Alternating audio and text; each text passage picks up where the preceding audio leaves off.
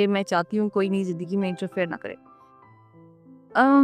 देखिए ये भी ऑब्वियसली इसमें मज़ीद इन्फॉर्मेशन चाहिए होगी कि इंटरफेयर करने का क्या मतलब है? सब लोग चाहते हैं कि वो ज़िंदगी अपनी मर्ज़ी से गुज़ारें और ये चाहना तो बिल्कुल नॉर्मल है। लेकिन ये होता नहीं है क्योंकि हम इंसान सोशल एनिमल्स हैं और हम अलहदा से दुनिया में कहीं नहीं गए। हमारी सारी ज़िंदगी बेस्ड ही इस बात पे है कि हम किस तरह एक दूसरे से कनेक्शन बनाते हैं।